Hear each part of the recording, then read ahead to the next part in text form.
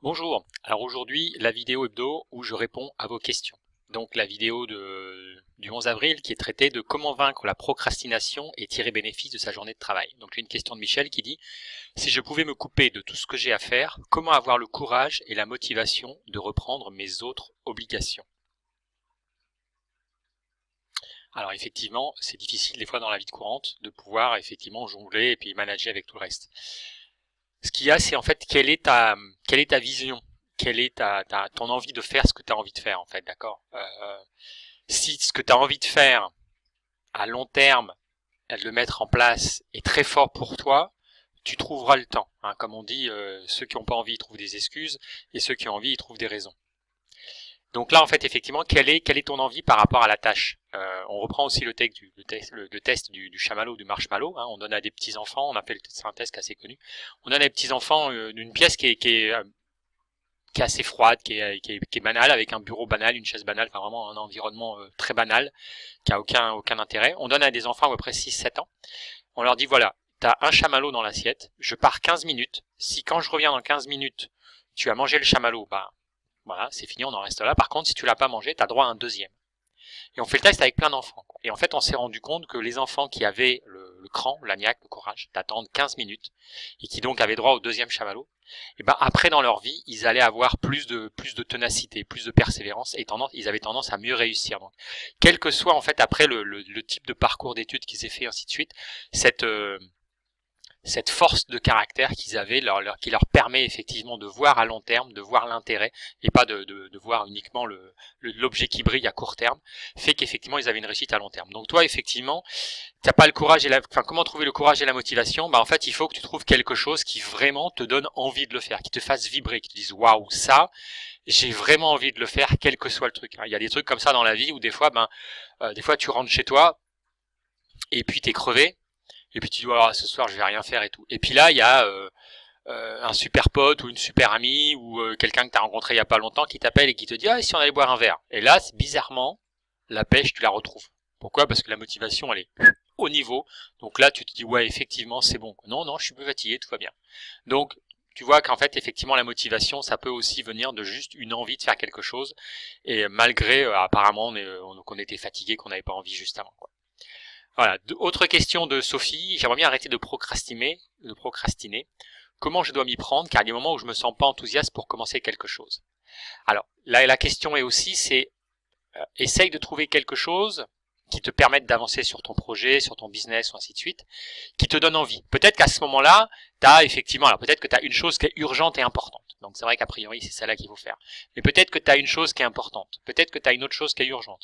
Et peut-être qu'entre les deux, tu hésites. Mais quelle est celle des deux? Est-ce que celle qui est urgente, elle est vraiment ultra urgente, ou est-ce qu'elle est juste moyennement urgente? Est-ce que celle qui est importante, elle est super importante ou pas du tout, ou très urgente? Enfin, ouais, à toi de voir un petit peu en fonction de ça.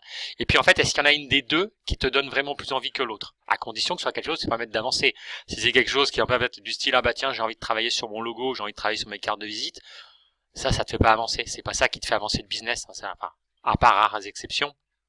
C'est vrai que si le lendemain tu as un event en présentiel avec 50 personnes ou 500 personnes, peut-être que c'est bien d'avoir une belle carte de visite. C'est vrai. Mais si t'as pas cette deadline là, est-ce que ta carte de visite, est-ce que le logo de ton site ça va être vraiment important? Non, ce qui est important c'est quel est ton produit, comment tu vas voir avec tes clients, comment tu vas tes prospects et ainsi de suite. D'accord, ça c'est important. Donc effectivement, la procrastination, ça peut être t'as envie il y a un truc à faire, t'as pas trop envie, peut-être que c'est pas le truc prioritaire, peut-être que t'as mieux à faire et donc là effectivement peut-être qu'il y a quelque chose d'autre qui te donne plus la niaque et à ce moment-là va dans cette direction. Toujours pareil si ça te fait avancer dans ton business. La vidéo suivante, comment travailler efficacement? Pourquoi faut-il impérativement avoir des univers, alors univers au pluriel, de travail? Donc une question de Pierre qui dit j'ai beau essayer de m'évader un peu, de me vider la tête, mais une fois de retour à la routine, je craque. Que dois-je faire pour arriver à persévérer?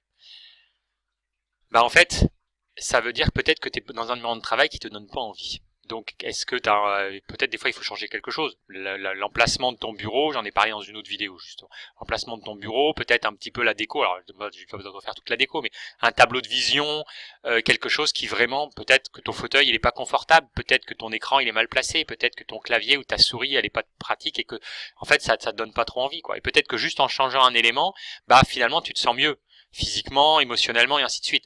Et puis toujours pareil aussi, voir quand tu retournes à la routine je craque, toujours pareil, persévérer, c'est quelle est ta vision. Si effectivement tu es en train de faire une boutique de dropshipping, mais que t'en as rien à foutre du produit, que t'en as rien à foutre des clients, que t'en as rien à foutre de tout, alors il y a des gens qui y arrivent. Mais peut-être que c'est pas fait pour toi. Peut-être que toi, tu as besoin d'un truc qui te donne la niaque. Parce que peut-être que les gens qui y arrivent un certain temps, puis qu'après, ils se rendent compte aussi que c'est pas ça qui les fait vibrer, quoi.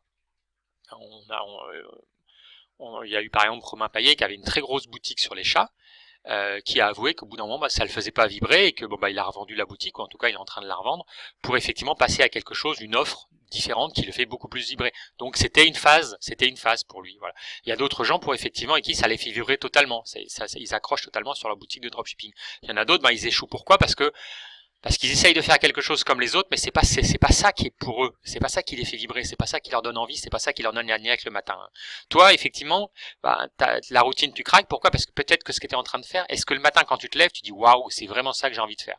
Ou peut-être qu'en fait, il y a des gens, je sais plus aller de qui la citation, mais qui toute leur vie ont gravi l'échelle et s'aperçoivent à la fin de leur vie, je crois que c'est Steve Covey, mais je suis pas sûr, qui à la fin de leur vie se rendent compte qu'ils n'ont pas mis l'échelle sur le bon mur. Est-ce que toi c'est ça ? Est-ce que tu n'aurais pas mis l'échelle sur le mauvais mur et donc forcément, t'as pas la niaque, quoi. T'as pas, le matin quand tu te lèves, ouais, bon, je vais faire ça, quoi. Mais c'est pas ça, quoi. Donc, c'est peut-être là le problème. D'accord ? Alors, une question de Colette. Effectivement, je voudrais juste savoir si je peux être efficace et productif vraiment si je ne suis pas sous pression. Alors, il y a des gens qui ont besoin d'être sous pression.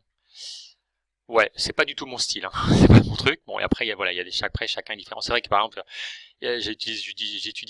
j'écoutais un podcast hier sur une start-up. Et c'est vrai que dans les start-up, alors start-up plus ou moins grandes, mais il y a effectivement beaucoup, les mecs disaient quelles sont nos valeurs, on a envie de monter une boîte et tout ça, mais que les gens se sentent bien, ainsi de suite, et qu'il y ait du bénéfice, et ainsi de suite, bien sûr. C'est sûr qu'on est un peu loin de l'époque de, par exemple, Franck Serros, qui était connu pour presser les gens vraiment comme des citrons et éventuellement de les jeter un peu à la fin. Il y a des grosses boîtes comme ça. Donc il y a des gens qui ont besoin de pression. Donc la pression, attention, est-ce que c'est vraiment, parce que des fois, ouais, ça c'est urgent et tout ça, puis tu te rends compte qu'en fait c'est urgent, non. La personne a décidé que c'était urgent, mais c'est parce que elle a décidé comme ça, elle a dit que c'était urgent, alors qu'en fait elle a peut-être une semaine pour rendre le truc, ou ainsi de suite. Donc voir aussi, quand quelqu'un vous met sous pression, tu lui dis, ok, j'ai ça à faire, ça à faire, ça à faire, quelles sont les priorités pour toi ? Parce que je peux en faire qu'une seule en même temps. J'arrive pas à faire deux choses en même temps, on sait que le multitâche ça marche pas, donc c'est mieux de faire une chose et puis quand c'est terminé, ou en tout cas qu'on peut plus avancer, faire une deuxième chose et ainsi de suite. Donc qu'est-ce qui est important ? Quelle est la première chose à faire ? Quelle est la deuxième chose à faire ? Quelle est la troisième chose à faire ?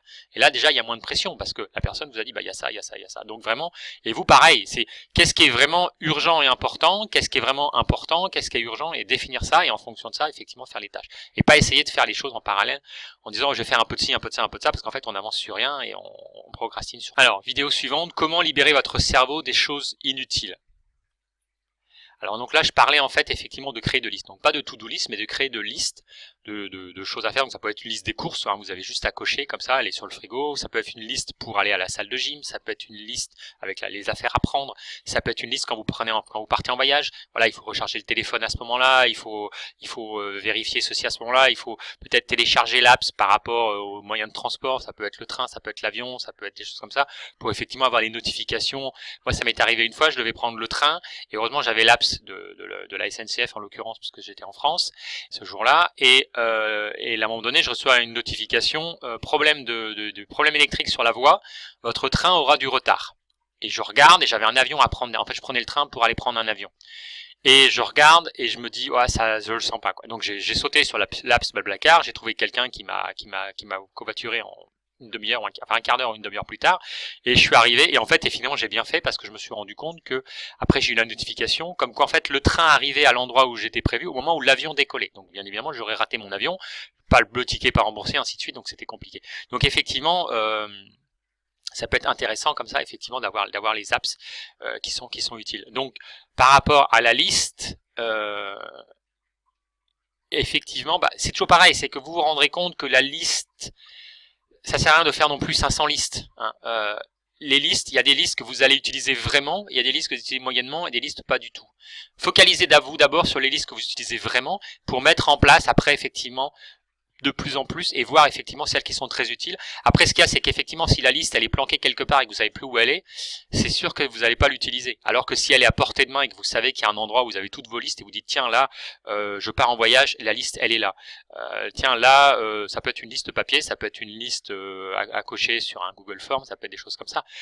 Si effectivement toutes vos listes sont facilement retrouvables, identifiables et ainsi de suite, vous allez les utiliser beaucoup plus facilement que s'il y en a un peu partout et que vous savez pas où elles sont. Une question de Pierre, faut-il mettre dans la même liste, les priorités et les nécessités? Oui et non. C'est-à-dire qu'en fait, moi, j'aurais tendance à faire une colonne de gauche et une colonne de droite, donc une avec les priorités et une avec les nécessités, et puis varier en fonction de ça, effectivement, de façon à ne pas mélanger les deux, hein, d'accord. Et puis toujours, effectivement, les priorités, donner une échéance, parce que c'est une priorité qui doit être faite aujourd'hui, ce matin, dans la semaine, dans ce mois-ci ou ainsi de suite, d'accord. Et les nécessités pareil, ainsi de suite. Et donc à chaque fois on fait un check rapide. Et là, je viens de terminer ma liste, ma tâche précédente. Est-ce que effectivement je dois faire ci, je dois faire ça et ainsi de suite. Voilà. Alors vidéo suivante, quoi faire pour prendre de bonnes décisions, comment faire un brainstorming vraiment efficace. Alors ça c'est une vidéo que j'aime beaucoup parce que c'est effectivement quelque chose que je fais toutes les semaines. Donc Sophie qui pose, dans mon cas, comme vous dites, je compte sur les autres. Souvent, leur envie influence mes décisions. Et au final, rien n'avance. Y a-t-il un moyen pour moi de rester ferme sur mes propres décisions? Mettre le pour et le contre. Parce qu'effectivement, tu vas écouter différentes personnes et après tu refais un tableau et tu fais bon voilà, telle personne m'a dit ça, quel est le pour, quel est le contre, telle personne m'a dit ça, quel est le pour, quel est le contre, telle personne m'a dit ça, quel est le pour, quel est le contre. Et après, qu'est-ce qui est important pour moi? Est-ce que le critère numéro 1 avec un critère de pondération, est-ce que c'est sur une échelle de 1 à 10, est-ce que c'est important pour moi d'avoir du temps libre? Est-ce que c'est pour moi important d'avoir la liberté financière? Est-ce que c'est important pour moi d'avoir beaucoup d'argent? Est-ce que c'est important pour moi de passer du temps avec mes enfants? Est-ce que c'est du temps pour moi, et ainsi de suite? Est-ce que c'est important pour moi aujourd'hui de lancer mon business parce que je suis dans une situation un peu compliquée et qu'il faut vraiment que ça croître très vite? Donc après, en fonction de tous ces paramètres-là, et en fonction des critères qui sont importants pour soi et du critère de pondération, trouver effectivement quelle est la chose qui semble la plus logique. Après aussi, attention, les avis des autres. Est-ce que l'avis il est pertinent, hein? Si vous demandez quelque chose sur votre business à quelqu'un qui n'en a jamais lancé, qui est salarié, il y a quand même peu de chances qu'il vous donne un avis pertinent. Alors que si c'est quelqu'un qui en est à sa 10e boîte, peut-être que son avis sera quand même un peu plus pertinent. Pareil, si vous lancez un produit, ça c'est pareil, j'écoutais encore la start-up, c'était un concurrent de Uber, Hitch ou un truc comme ça, et le mec expliquait qu'effectivement à un moment donné, ils avaient l'apps qui était en septembre et ils étaient en juin, et quelqu'un leur dit mais pourquoi vous testez pas votre produit? C'était en fait raccompagner les gens en soirée quand les taxis sont pas forcément aptes. Vous étiez en banlieue, ils devaient rentrer sur Paris, des choses comme ça, donc c'est très compliqué de trouver un taxi, ainsi de suite. Il est 3h du mat et patati patata, et donc ils concurrençaient un peu Uber là-dessus en disant on vous trouve quelqu'un qui vous raccompagne chez vous. Et ils étaient en juin, le laps sortait en septembre, et quelqu'un leur dit et qu'est-ce que vous allez faire pendant 3 mois? Vous allez lui tourner les pouces? Les mecs ouais. Il dit, non, vous allez en boîte tous les vendredis et tous les samedis soirs et vous testez votre produit. Vous présentez aux gens votre produit, vous me donnez un flyer, ainsi de suite, et puis voilà. Et puis les gens sont à la sortie de la boîte, il est 3h du mat, vous leur dites vous attendez un Uber, ouais non, vous attendez un taxi, attendez, moi je vous appelle ma société, tac, le coût c'est tant. Le mec avait déjà les tarifs, donc notre tarif c'est tant, donc on vous appelle, j'ai quelqu'un qui est là dans 5-10 minutes, et ça vous coûtera tant. Et ils ont testé comme ça, sans avoir l'app, sans rien, donc forcément ils y ont passé du temps, mais ça a validé leur projet, ça leur a permis de rendre compte de plein de choses intéressantes, notamment que par exemple il fallait qu'il y ait des bonbons dans la voiture, c'était le truc qui faisait le petit détail qui donnait envie aux gens. Et voilà. Et donc effectivement, prendre l'avis des autres, oui, mais attention de qui vous prenez l'avis. Donc dimanche dernier, j'ai fait l'interview de Stéphane, qui a donc un site sur le Maroc, qui vit au Maroc et qui invite donc l'explorateur spirituel, donc qui vit au Maroc et qui invite les gens. Donc je vous invite à l'écouter parce qu'il a vraiment une vision des valeurs qui sont magnifiques. Il a eu un changement de vie total, il était salarié, puis il s'est rendu compte que ça lui convenait pas du tout. Il a fait un voyage au Maroc qui lui a retourné la tête, et depuis il a dit ce que moi j'ai vécu, je veux le transmettre aux autres, je veux que les autres qui ont envie puissent faire la même chose. C'est vrai que pour moi ça a été compliqué, ainsi de suite, et j'ai envie que je leur facilite la tâche. Donc je vous conseille vraiment cette interview, elle est magnifique. Il a vraiment de belles valeurs, une belle passion. À un moment donné on voit des photos de chez lui, c'est un endroit qui est superbe. Donc vraiment je vous encourage à voir cette interview. Et je fais souvent des interviews, je publie souvent des interviews le dimanche. Vidéo suivante, j'ai fait une vidéo comment tirer profit d'une vidéo. Alors ça peut être une vidéo, ça peut être une formation, ça peut être un film, ça peut être un documentaire, des choses comme ça, quoi. Donc Colette qui dit c'est bien de s'inspirer de qui que ce soit et ainsi de suite. Par contre, je me demande si trop s'abuter mène vers un manque de confiance en soi. Alors oui et non, parce qu'en fait ça dépend de qui vous inspirez déjà. Il faut s'inspirer des gens qui ont a priori fait quelque chose dans un domaine ou qui ont réussi, d'accord. Et après, s'inspirer, ça ne veut pas dire copier. Si effectivement vous copiez, bêtement, sans l'adapter à vous, sans tenir compte de ce que vous avez envie de faire, sans tenir compte de vos compétences, sans tenir compte de vos valeurs, c'est pas bon. Hein, c'est ce qu'on voit des fois dans des domaines. Il y a une formation qui sort sur un nouvel objet brillant, puis il y a plein de gens qui l'achètent, et puis on s'aperçoit qu'effectivement, des fois, alors suivant les formations, suivant le domaine d'activité, il y a entre 1% et 20% des gens qui vont réussir. Pourquoi? Parce que les autres, pour X raisons, soit ils ont eu des problèmes, soit ils n'ont pas réussi, soit ils n'ont pas les compétences, soit ils n'ont pas eu envie, soit ils ont abandonné, mais peut-être aussi parce que ça leur correspondait pas. Donc ils ont voulu copier, et ils se sont pas inspirés. Donc ils ont voulu copier, mais ça leur correspondait pas, donc ils ont échoué. Alors que peut-être qu'ils s'étaient inspirés, déjà, ils auraient peut-être pas choisi ça, ils auraient choisi quelque chose d'autre comme type de formation, et puis effectivement ils auraient réussi parce que ça correspondait plus à ce qu'ils avaient envie de faire. Donc vidéo suivante, votre bureau est-il votre meilleur ennemi? Alors cette vidéo elle me parle parce que j'ai changé mon bureau, vous voyez maintenant j'ai une fenêtre, pour ceux qui me connaissent depuis un certain temps, maintenant j'ai une fenêtre derrière moi parce que j'ai tourné mon bureau, l'éclairage il est différent, je vois les choses différentes, mon tableau de vision est positionné différemment, ainsi de suite. Donc voilà, donc pour moi ça me parle vraiment.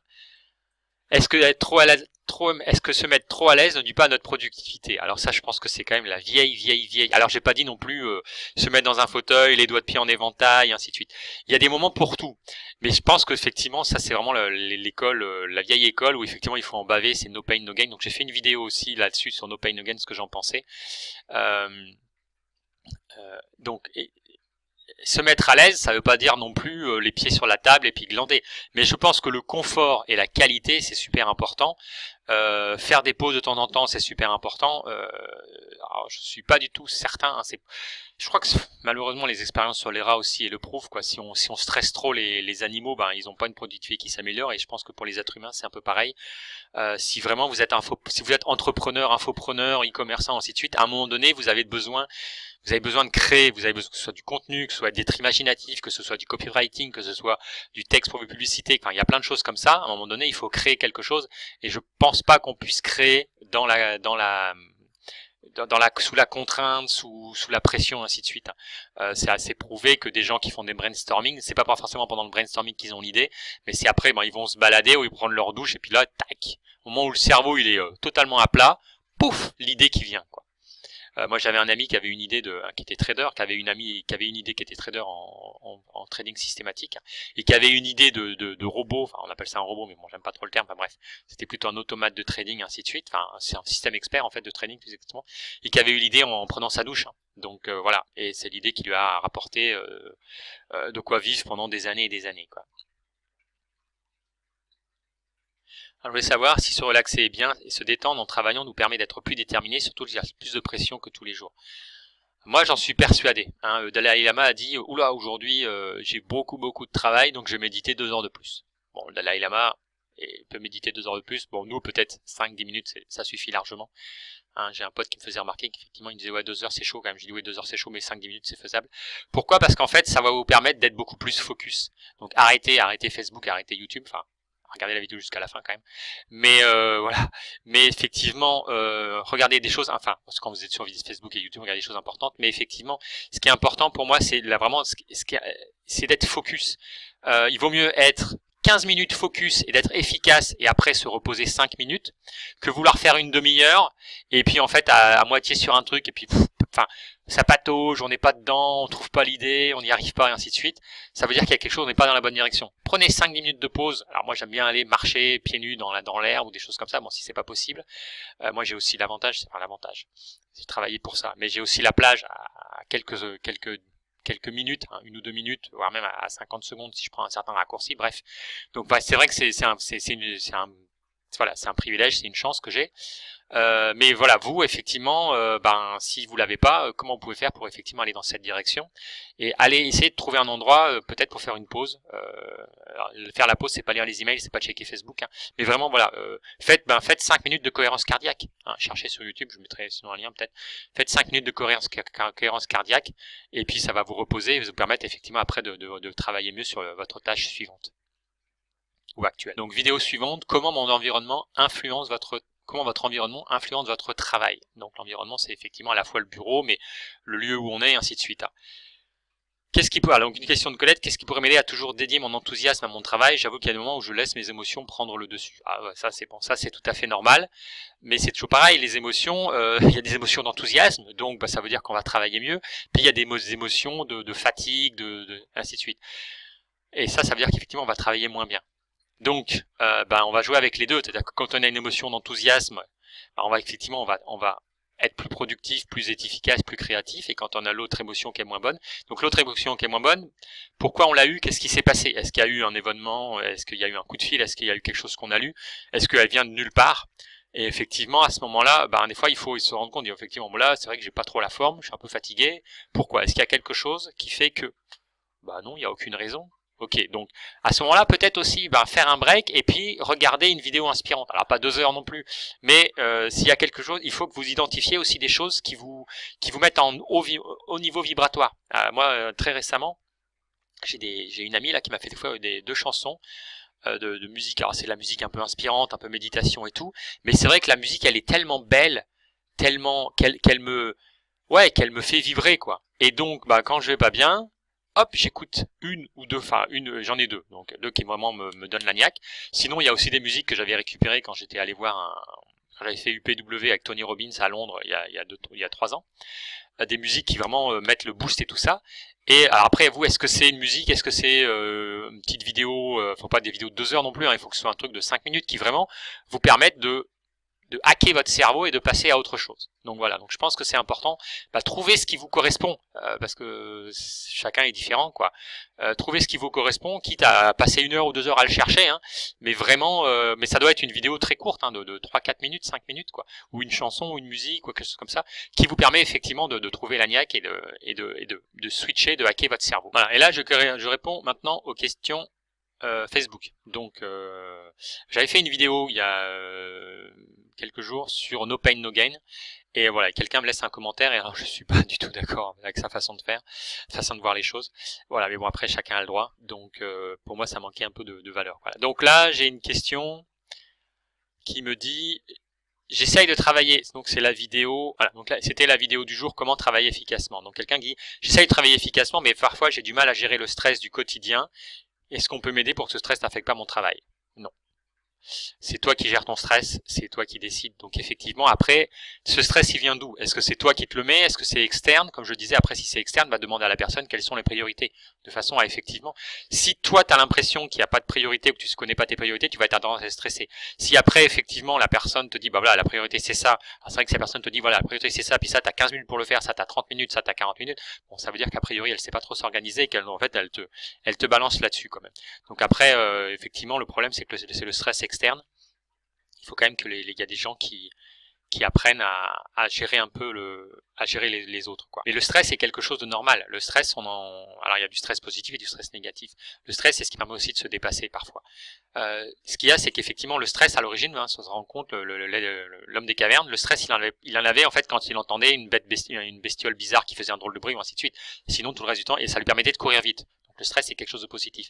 C'est vrai que maintenant, avec le travail dans le bureau, le travail sur informatique, le travail ordinateur, ainsi de suite, on a tendance à avoir du stress en permanence, ce qui effectivement, le corps humain n'a jamais été prévu pour avoir du stress en permanence, ce qui explique que derrière, ça crée des maladies, ainsi de suite. Donc, le stress, il faut apprendre à le gérer. Alors, je suis pas médecin, il y a peut-être des gens qui peuvent vous aider, alors, enfin, des médecins ou des coachs ou des méthodes, ou ça peut être de la sophrologie, ça peut être de l'EFT, ça peut être plein de choses comme ça. À vous de voir un peu en fonction de ça. Mais si le stress aussi vient de votre supérieur hiérarchique, il y a peut-être une solution à chercher plutôt de ce côté-là. C'est peut-être lui qui vous génère plus de stress qu'autre chose. Si le stress il vient de vous, c'est peut-être à vous de voir effectivement est-ce que vous stressez pas pour un oui, pour un non, et des fois sans raison. Moi j'ai vu des gens qui étaient hyper stressés. En fait, non, ça t'as 2 jours pour le faire. Pourquoi tu stresses comme un malade? Réfléchis plutôt à la façon de le faire intelligemment, ce que tu peux mettre en place et ainsi de suite. Est-ce que tu as des process déjà? Parce qu'effectivement, ça c'est quelque chose, les process c'est vraiment mon bébé, quoi. Mais effectivement, si t'as pas de process et rien, c'est vrai qu'effectivement tu dois sans arrêt refaire des choses que t'as peut-être refait mais t'as oublié comment il fallait faire, ainsi de suite. Donc tu stresses effectivement, alors que si t'avais des process en place, bah t'aurais pas de stress.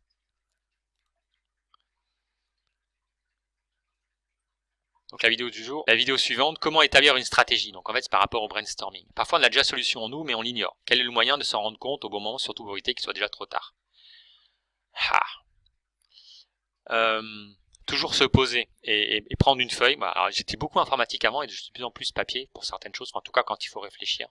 Prendre une feuille, ça peut être fait sous forme de mind map ou sous forme de tableau. Voilà. Quel est le problème? Ou quel est le challenge? Ou quelle est la situation? Qu'est-ce que je dois faire? Quelles sont les possibilités?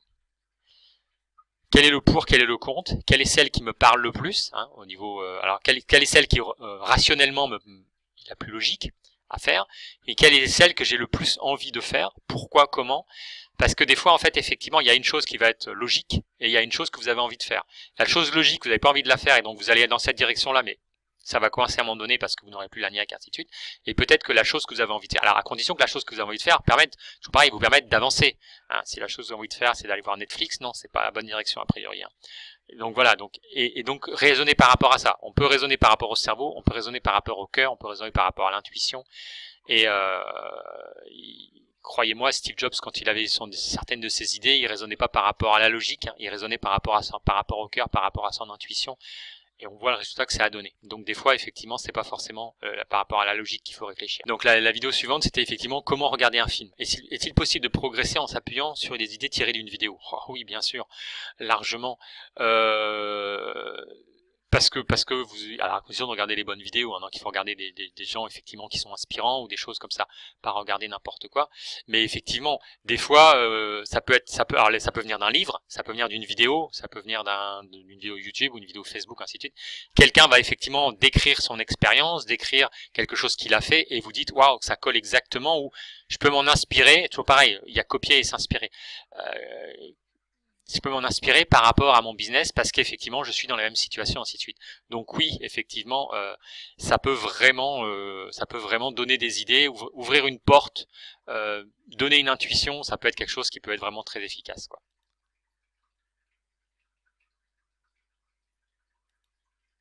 Donc la vidéo suivante, c'est comment être organisé. C'est efficace de juste faire un break et de tout simplement lâcher prise pendant un certain temps et de revenir à ses propres habitudes. Alors là, ça dépend combien de temps tu fais break. Est-ce que c'est 3 semaines, 3 mois ou 5 minutes? Moi j'aime bien faire, c'est la méthode Pomodoro, hein, donc je sais qu'il y a pas mal de gens qui l'utilisent. Hein, j'ai pas fait de vidéo dessus, je ferai, tiens, j'en ferai une la semaine prochaine. Je ferai une vidéo sur Pomodoro. Il y a d'autres possibilités, et après chacun l'adapte à soi-même. Hein. Mais effectivement, c'est on travaille, il y a plusieurs trucs, mais on travaille 25 minutes, on fait 5 minutes de pause. 5 minutes de pause, c'est 5 minutes de pause. C'est pas aller voir YouTube ou Facebook ou checker les emails. Et ça permet effectivement de libérer la. Alors moi, ce que j'aime pas, enfin bon, j'en parlerai, je vais pas parler de la Pomodoro maintenant, mais effectivement, faire des breaks, pour moi, oui, c'est important. D'ailleurs, si vous vous rendez compte, des fois vous terminez une tâche et vous dites waouh, là j'ai super bien bossé, je suis super content du résultat. Ça peut être un contenu, ça peut être quelque chose de créatif, ça peut être quelque chose, vous avez résolu un problème, puis là ça marche. Oh, waouh, super, ça y est, j'ai trouvé la solution, ça marche et tout. Bah là, accordez-vous un petit break, alors, pas 2 heures, mais accordez-vous un petit break pour dire effectivement, waouh, je suis super content, j'ai bien réussi à ce que je faisais, c'est cool, et passer à autre chose après.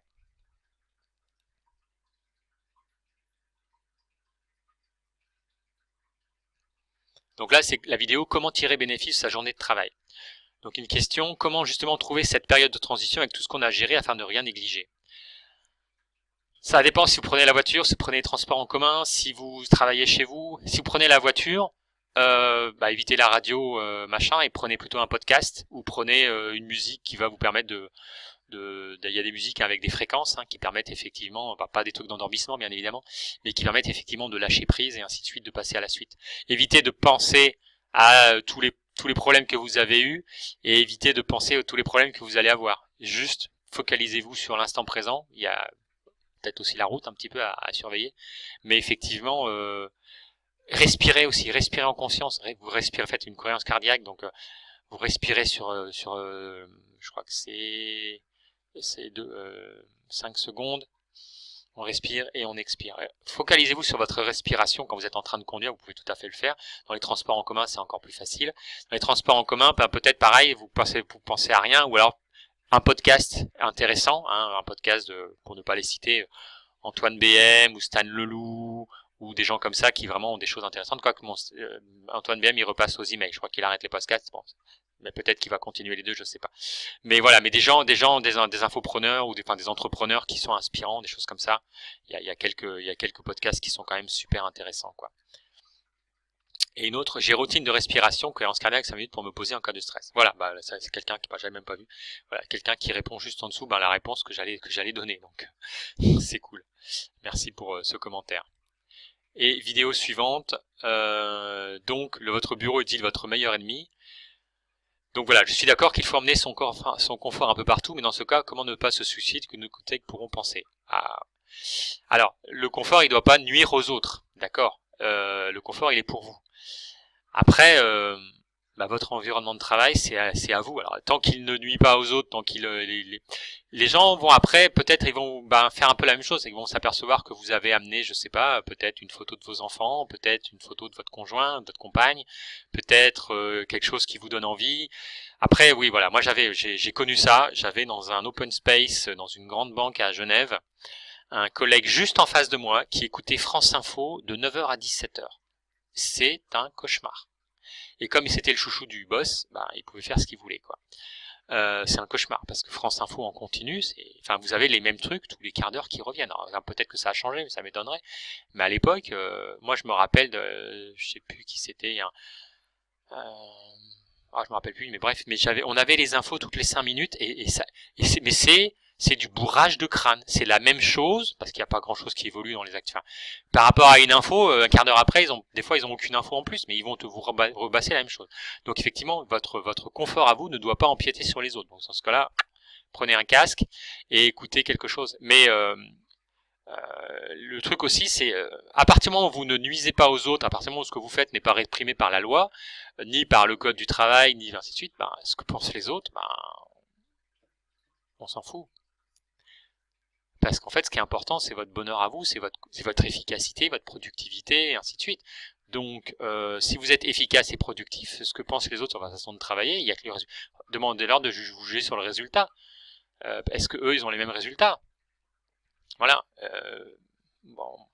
À partir du moment où vous respectez la loi, que vous respectez les autres, ce que pensent les autres, personnellement, en PNL, on appelle ça le cadre de référence externe ou le cadre de référence interne.